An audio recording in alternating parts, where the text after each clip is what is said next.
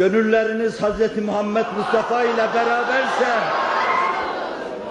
duygularınızda ona ait güzel nakışları bir kaneviçe, bir dantela gibi işliyorsanız, 14 asır gibi uzun bir zamanın ne ehemmiyeti var?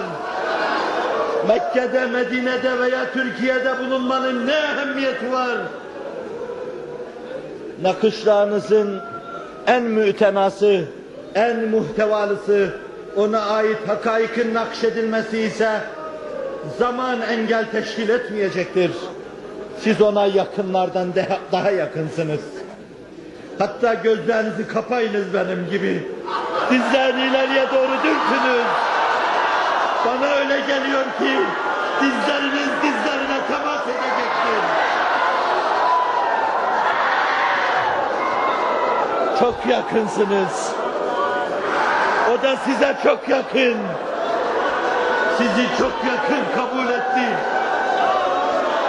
Sizi kendine çok yakın hissetti.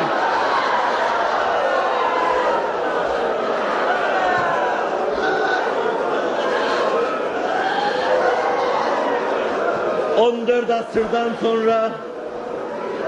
...siz mesafelere isyan eden bir nesil oldunuz. Ve Allah aşkına... ...bahtınıza düştüm. Mesafelere isyan eden bir nesil olun. Aşın mesafeleri... ...aşın zaman ve mekanı... ...aşın ve onunla bütünleşin. Kurtuluş oradadır. Kurtuluş onun altından gerdanlığına dizilmededir. Kurtuluş gökte size Muhammedi denmesindedir. Siz ahlak itibariyle Muhammedisiniz. Siz aşk itibariyle Muhammedisiniz. Siz gerçek arkadaş ve kardeş itibariyle Muhammedisiniz. Mesafeleri aşacaksınız. Aşınca sadece karşınıza şu çıkacak: bir kısım isim farklılıkları,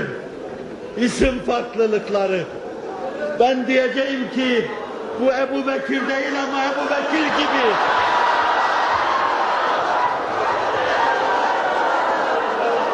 Ben diyeceğim ki Ömer'in boyu yok ama Ömer gibi. Bu Ali değil ama Haydar-ı Kerrar.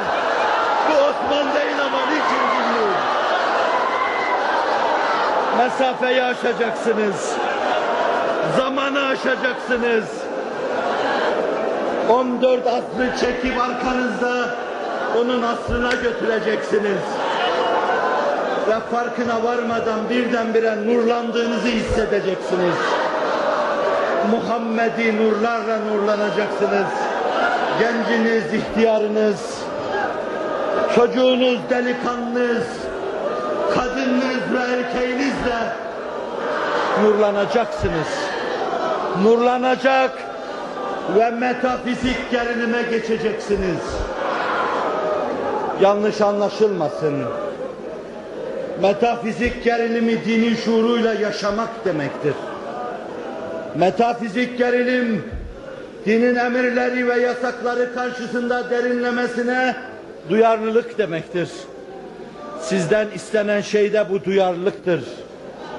Yoksa biz ta 14 asır evvel sokağa kapılarımızı kapadık, vicdanların kapılarını çalmaya başladık. Açılın kalp kapıları, açılın.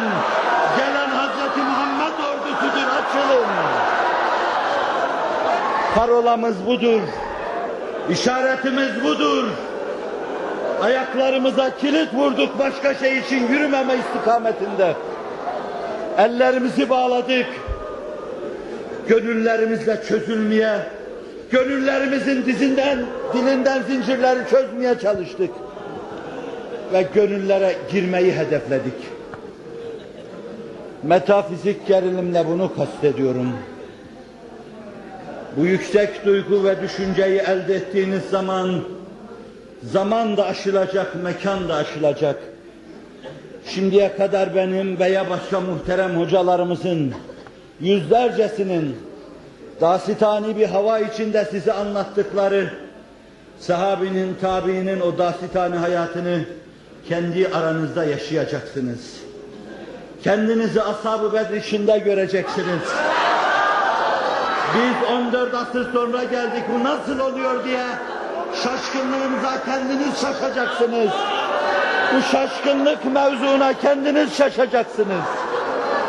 Ama bunun böyle olacağında katiyen şüpheniz olmasın.